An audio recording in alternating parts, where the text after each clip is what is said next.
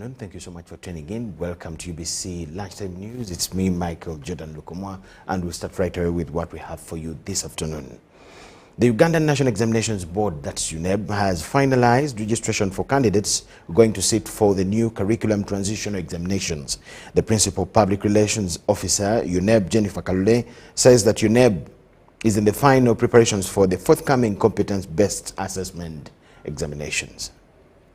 Now, as a board, we are in the final stages of registering candidates for the 2024 examinations. And this is a very unique year for UNEB and for the entire country for two reasons.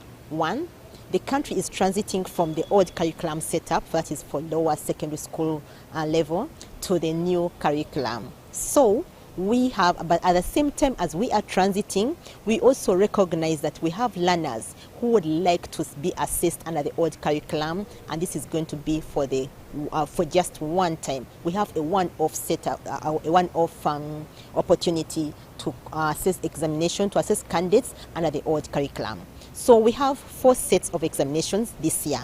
One is the primary leaving examination for P7 candidates. That is the usual one. Then we have the universal secondary, the UCE, that is for the new curriculum. Then we have the UCE for the old curriculum. And then we have the USCE, the usual one. Now, the candidates of this year for the new curriculum are the pioneers. It is the first time that UNEB is going to assess learners under the new curriculum. That is why it is a very unique year for everybody. For us as UNEB, for the candidates, for the learners, for the parents, for the teachers, for everybody who is into the system. Reason being that as a country, we are rolling from the old system to the new system. In 2020, the ministry did roll out the new curriculum, and now 4 years down the road, it is time for UNEB to assess these learners under the new curriculum. But we recognize as a board that we can't just transit from one system to another system. That is why we had to set up a set of examinations for what we call the transitional examination. Transitional because it's helping us transit from the old curriculum to the new curriculum. So we recognize that there are candidates who would want to sit examinations in the old system, in the old curriculum. This is a one-off. We are giving an opportunity to people who may have failed to sit examinations last year, 2023, for some reason or the other. We are giving an opportunity to people who may have sat and failed and they want to improve their grades, whether last year or in the previous years. We are giving an opportunity to people who may have registered for 2023 examinations but did not sit for some reason or the other because we had absentees. And then we also have people who registered and who did not register at all but would have wanted to register but for some reason were not able to register. Under normal circumstances, would be encouraging them to repeat the examination.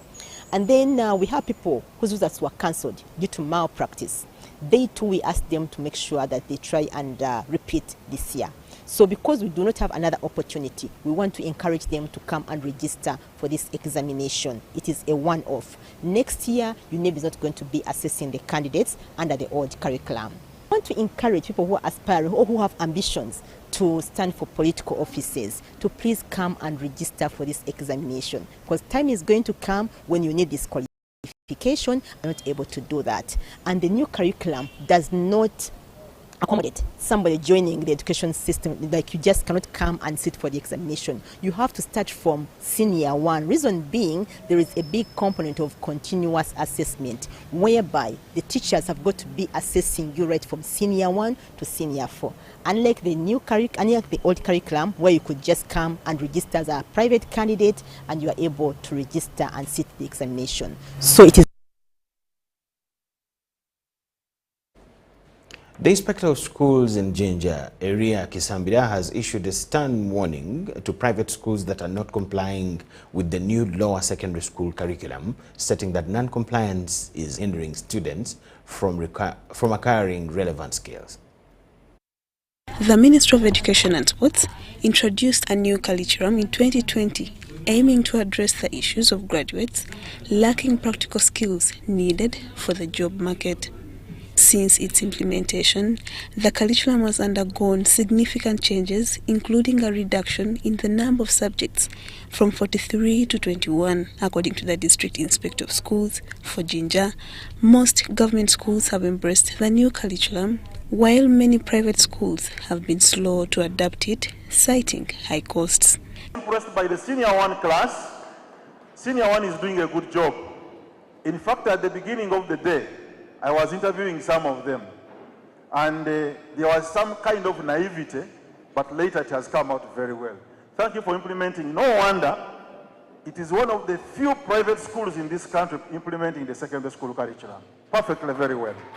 Kisambra emphasized that private schools are letting down the government and need to change their mindset to adopt the new curriculum. This statement was made at the Holy Cross Lakeview SS following a science exhibition where the Chabazinga applauded the administration for prioritizing science education, discipline and hard work. In my area of jurisdiction, I want to tell you, Chief Guest, that private schools are failed and implement the curriculum. But at Holy Cross, like you have seen, science is at its helm. The Chabazinga of Busoga, Gabulana Diope, who was represented by the second Deputy Prime Minister, Ahmed Osman, expressed the kingdom's readiness to collaborate with institutions like Holy Cross Lakeview SS. Okusima abaana baife abakoze omulimo guno omulungi ennyo. It's not only about fine art, but it is the love they have for their king and their queen. And of course, their role model, Dr.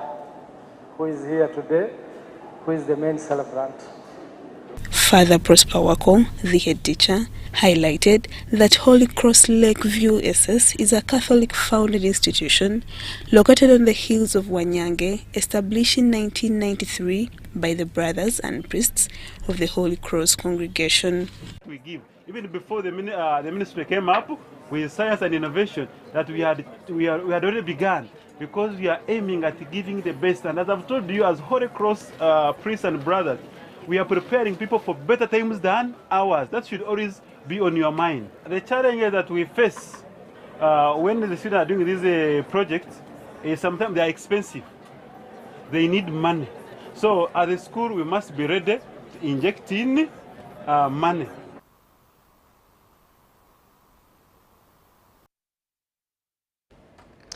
On average, about 300 refugees from Khartoum, Sudan, are settled in Kiliandongo through the transit point of a Jumani district each month.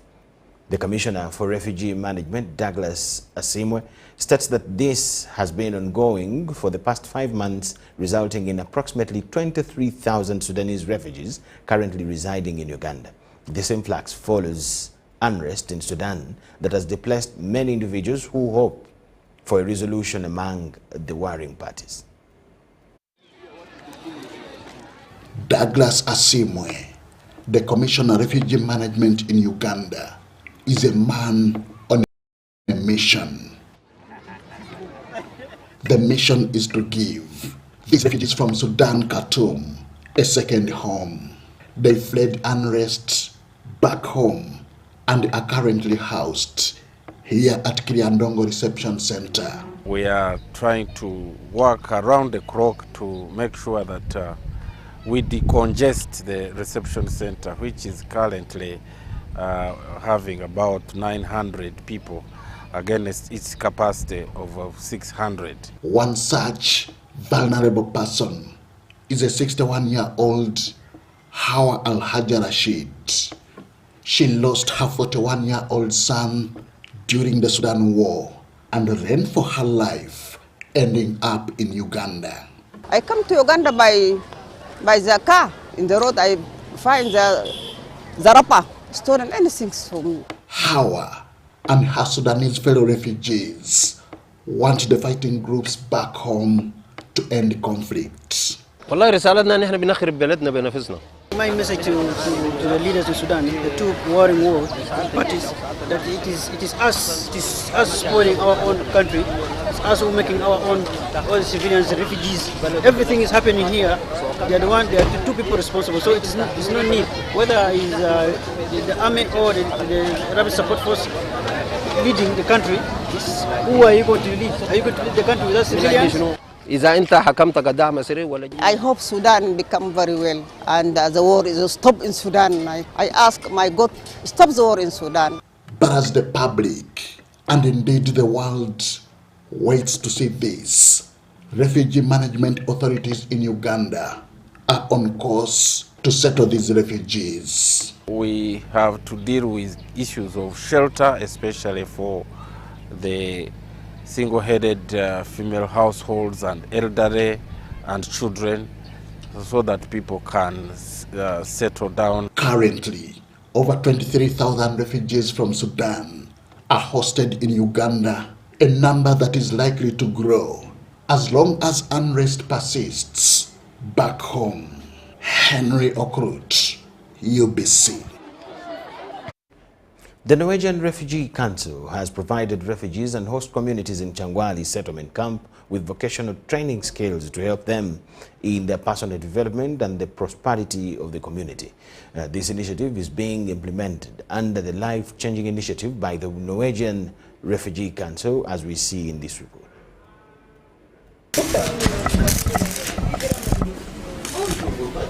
My appeal to different stakeholders is to put issues, not only of education, but humanitarian issues to the fore. Because as you've seen here, most of these people, the refugees that are here, have really gone through a lot. And they need our support if they are to build resilient lifestyle, build resilient lives. So it's an urgent call to partners out there that there's greater need for resources, especially in education, such as livelihoods, such as WASH. And as we celebrate the Day of the African Child, it's really a call to partners out there, donors, government alike, to put matters of education to the fore. Because without education, we might not have a decent society. The thing that we've done, we've supported the youth with the startup cars and the startup tools. And most of these youth that today we have moved to check on them in Karuhinda, where we've gone, we supported them with the tools. The one that we have also seen that is doing welding, has opened his business and doing welding within Changwali Trading Center, we've supported him with the welding items that could really make him open the workshop. And when you move in the community, you found youth are doing their things on their own. Have started businesses, the carpentry workshop, the tailoring workshop. So it has boosted the life of youth within the community around. Job, I bought TV. Also, I'm building my houses in the beam. In these few days we started here, we are like on 3 months. Now, I bought TV and I'm building my house. Child mothers are also catered for in a special way, as we see them with more challenges than other learners. For example, we may not be so strict on ensuring that they attend all the hours of the day.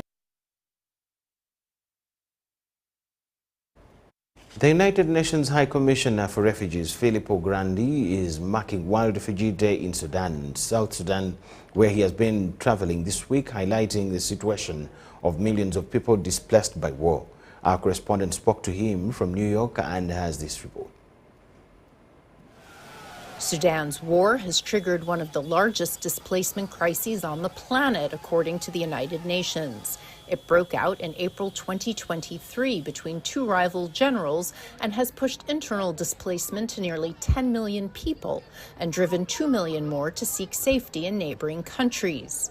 The UN High Commissioner for Refugees, Filippo Grandi, met some of the displaced this week in Kosti, in the southern part of Sudan. They're fleeing horrible violence.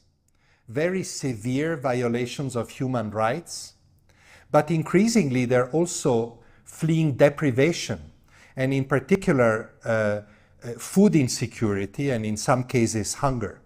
So you have a multiplication of factors that are all generated clearly by this insane war that doesn't seem to end. In South Sudan, the UN Refugee Agency is working to assist them.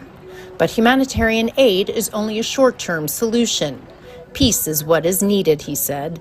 My appeal is really to everybody who has any influence on the parties in this conflict, push them not toward the battlefield, but to the negotiating table. Elsewhere in Africa, the effects of the climate crisis are driving displacement, forcing people to move, especially when coupled with conflicts. And there, what happens is that climate becomes a cause of conflict. It deprives very poor communities living together of basic resources, water, for example. The communities start fighting, and this generates displacement. Globally, the numbers of displaced people, refugees, and asylum seekers have been increasing over the last 12 years to a staggering 120 million. Ukraine, Syria, and Afghanistan account for just over half of all forcibly displaced persons. This tragic progression will just continue if at least some of these conflicts are not resolved and the conditions for people to return, which is still the best solution, are not created. This is the big challenge. Grandi warns that it will be difficult for an increasingly divided world to meet growing global challenges. Margaret Bashir, VOA News, the United Nations. Thank you so much for watching. Let's take a short break.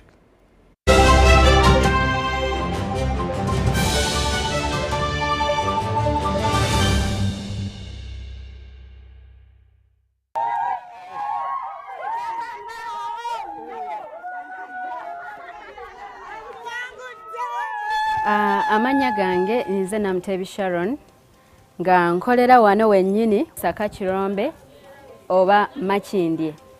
Empangula gye nawanguddemu ssente mbadde nga nkozesa mobile money nga nsindika school fees w'omwana ku ssomero. Okutegeera nti mpangudde, nze mutima neegambye nti kambalinde bamale okujja ndyoke nzikirize nti mpangudde. Kyennyinza okubagamba nti si byabafere, weewaawo abafere gye bali, naye ennamba eri emu yokka era bw'eba ekukubidde omanye eyo si yabafere. Mpulira bulungi nnyo era ndi musanyufu nnyo.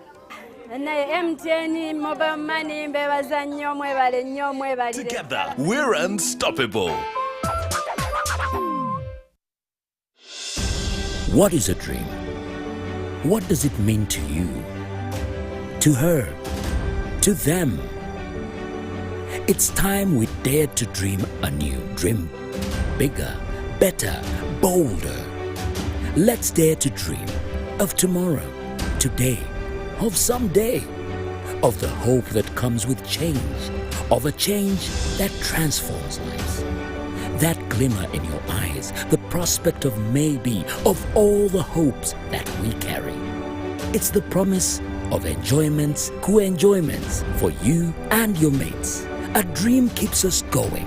It's the one thing that drives us, inspires us, motivates us. One goal, one hope, one dream. With the Uganda National Lottery, your dream can become a reality. Bigger is here. What's your one thing?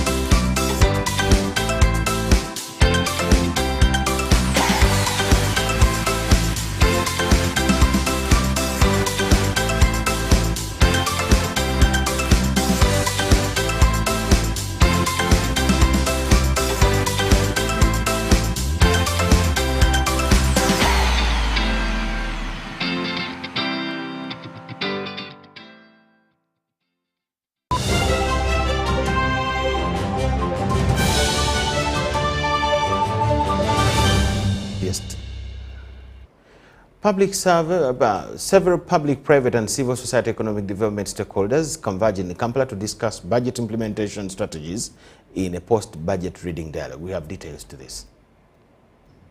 This coming financial year, government is committing to economically empower citizens at several levels. Our main target now in Uganda is how do we get all Ugandans to at least participate in one of those areas we've mentioned.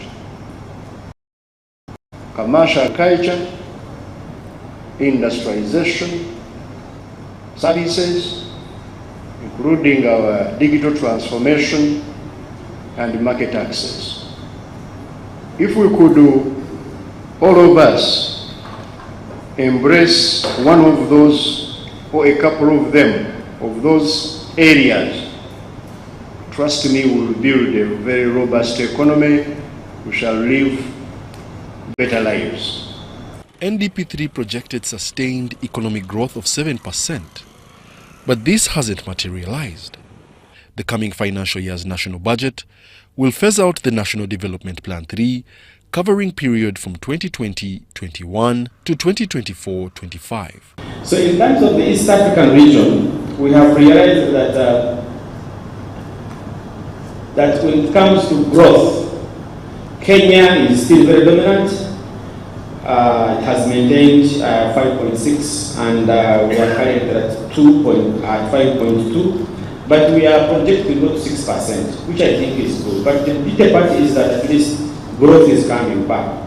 A small tax to GDP ratio, coupled with high levels of corruption and a heavy debt burden, are the major setbacks challenging government's potential to serve the country. Another challenge, of course, is the debt servicing. While the Minister of Finance tells us that it is manageable, but I think we need to be very, very, very careful in the way we are contracting our debt, in the way we are managing or servicing our debt. There are challenges there, and my colleague Julius Mkunda will expand on that, because that remains a challenge if we have non-performing loans that actually whose interests are accruing to our country. Of course, fluctuations of global commodities, but also, of course, corruption. It remains a serious threat to our economy, to our security, to our survival. As the economic atmosphere amongst lower-class citizens continues to toughen, resilience through innovation, consistent hard work and financial integrity in the key sectors of agro-industrialization, tourism development and mineral development is emphasized. Organized by CSBAG, ACORD and the Transparency Initiative, the annual CSO post-budget dialogue allows stakeholders to shed light on the relevant issues that inform budget implementation strategies for the new financial year. Wadulo Makanold for UBC Business. The informal economy is grappling with challenges that include unfair loads. This has prompted members of informal sector unions from Central and Southern Africa to convene in Kampala to deliberate on ways of improving policies and foster policy implementations. Solidarity forever, for the union makes us strong. The higher you build your barriers, the taller I become. The faster you take my rights away, the faster I will run. This is the spirit that we need to maintain. As they raise the barriers to segregate us, even though we are a majority, we should grow taller. That is the president of StreetNet International, Lorraine Sibanda, awakening the workers in the informal economy to fight for their rights. Unfortunately, these workers lack recognition, legal recognition, accordingly social protection recognition. They are not covered by any labor code in their countries. They are not recognized by the national as well as local government. Despite the fact they contribute enormously to the national and local economies of their countries.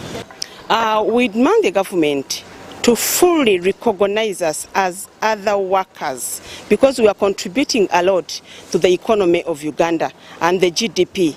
And when we also look at SDGs that we are targeting, number 1 and number 2, which is end hunger and poverty. If you see workers going to bed with the government, something is really, really wrong. Because as far as we know, we have a high informality, and yet the workers in the informal economy are ignored. The informal sector is believed to be 85% of Uganda's workforce, contributing between 50 to 51% of the country's gross domestic product. Despite the great contribution to the growth and development of GDP, workers in the informal sector are challenged with lack of recognition by laws and policies, double taxation, and the lack of social protection, among others. First of all, the reason why we are here, we were focusing on the biggest challenge, which we feel that if it is solved, it can at least cover multiple of our challenges, which is social protection scheme. A cross-section of unionists affiliated to the StreetNet International is in Kampala to deliberate on the sector and to better the policies to improve the working environment of the informal economy workers. However, our advocacy work, our capacity building work from StreetNet International is moving forward. We are moving slowly with wins. However, we need always to reflect. Because there is no model to trace for us, we need to create a lot of approaches. The president of the workers in the Informal Economy Network in Uganda, Jessica Mwijuka, says the greatest challenge is the lack of social protection to the sector. We also request NSSF, National Social Security Fund, to engage UNEB in its program and discussions and consultations. The StreetNet International President Lorraine Sibanda, who also the president of Zimbabwe Chamber of Informal Economy Association, is concerned about the delay by many nations to ratify to ILO conventions on workers in the informal economy. Some of the standards and policies that we as StreetNet are using to push for the respect of the rights of the informal economy workers are the ILO standards, which include the transitioning of the informal economy to formality. This was crafted in 2015 by the International Labour Conference of 2015, and it sets out the conditions which member states should adhere to.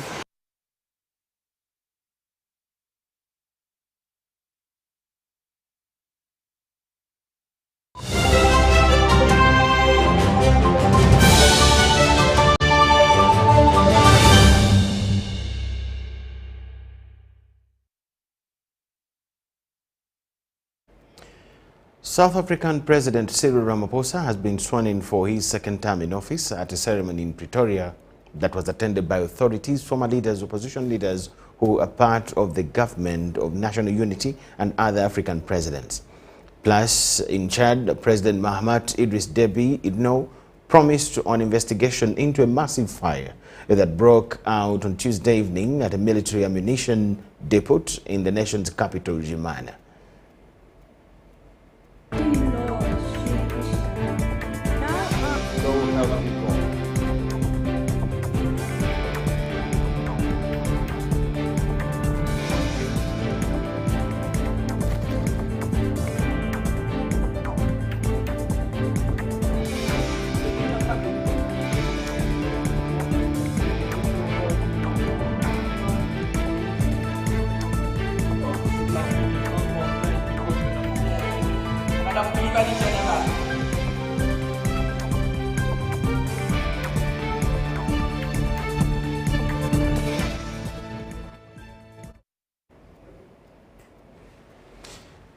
Still on the international scene, Russian President Vladimir Putin and North Korean leader Kim Jong-un upgraded their countries' relationship as they met Wednesday in Pyongyang. Both men signed a treaty they say contains a mutual defense clause. The developments are being criticized by the US and its allies, who say the relationship is a threat to the global peace. Not many countries give Vladimir Putin this kind of welcome. A festive mood in Kim Il-sung Square as the Russian president visited North Korea for the first time in 24 years. Ties have strengthened after North Korea supported Russia's invasion of Ukraine, a war that has made Putin a pariah in many other countries. Two isolated leaders looking for friends. They met one-on-one for 2 hours. Afterwards, the two men signed a treaty pledging to come to each other's defense if attacked. The comprehensive partnership agreement signed today includes, among other things, mutual assistance in the event of aggression against one of the parties to this agreement. Our two countries' relations have been elevated to a new high level of alliance, laying the legal groundwork for the grand ideas of leadership of the two countries. The signing of the Mutual Defense Treaty surprised many observers, who view the Putin-Kim relationship as a marriage of convenience. Kim Jong-un has been able to extract more concessions than we thought he would be able to from his support to Russia's invasion of Ukraine. But while Putin and Kim may be trying to reanimate Soviet-era relations, not all analysts are convinced that will be easy, noting the relationship has long seen ups and downs. Clearly it's an important development, but I think we would need to see this relationship to continue on a strong footing for a number of years before saying that there has been a definite change in the relationship between the two countries. For now, both men are portraying friendly relations. Before leaving Pyongyang, Putin gave Kim a luxury Russian limousine, even taking him for a drive around palace grounds. An attempt to present a unified stance as each man confronts the West. In the world of sport, the Caring Heart Schools Premier League has entered another match day with action taking place at the school's main ground at Kabula Hill, Kachiri, Wakiso district. The Caring Heart Schools Premier League has witnessed another exciting match day that was watched by a plethora of former footballers. This game was particularly intriguing as Manchester City faced Arsenal in an epic tie that ended 3-3.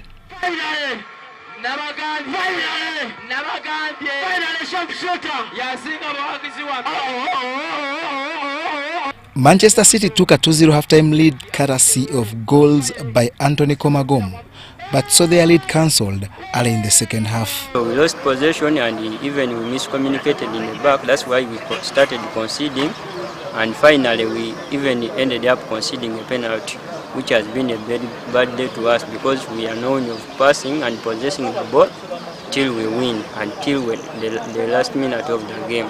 The game remained delicately balanced until Morgan Arenaito thought he had won it for Manchester City, only for a last-minute Marvin Kavuma penalty to rescue a point for Arsenal.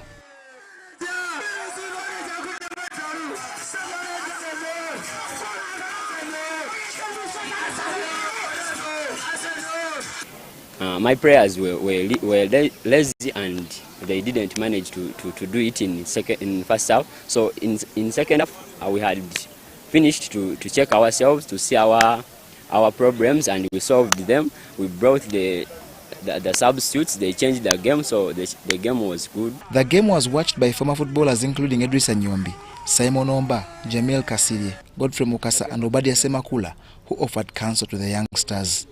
The English say experience is the best teacher. So let me tell you something. Even FUFA needs these guys. These guys played football and they were the experienced players, good players we have ever had in this nation. So I cannot do anything or plan anything with football and I don't call upon them because they have so much to tell us. They have so much experience. They know the game more than anybody else.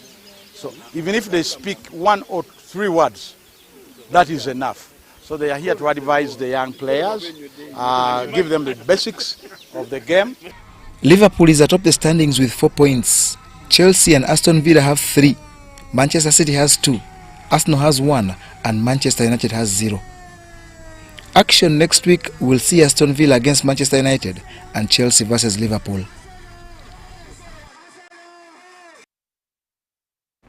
The Uganda athletics team, consisting of 13 athletes, has arrived in Douala, Cameroon for the 23rd edition of the Africa Senior Athletics Championship, scheduled from the 21st to the 26th of June. Before their departure, a reporter spoke to their team, which is striving to meet Olympic qualification standards. The team, comprising 6 men and 7 women, is under the guidance of coaches Sarah Nambawa and Francis Demai.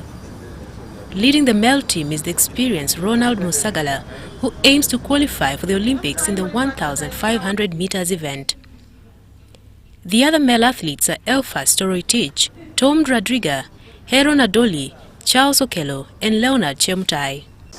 2 major expectations in Douala in Cameroon is that the team will go and fight for medals. All colors, gold, silver, and bronze.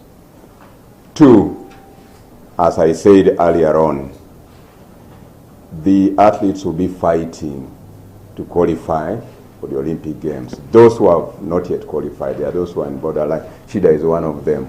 She will be fighting to qualify.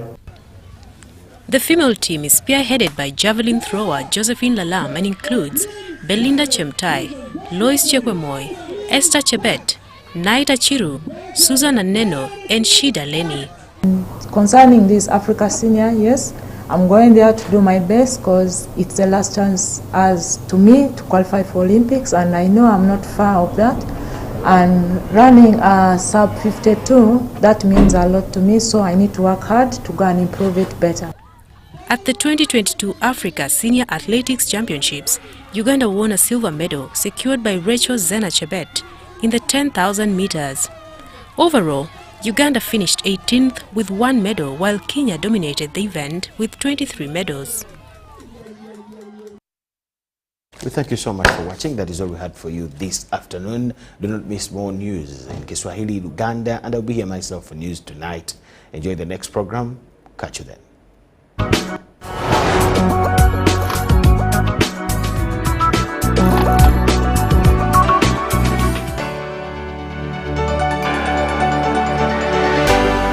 UBC, inspiring Uganda. Jugo. Yo.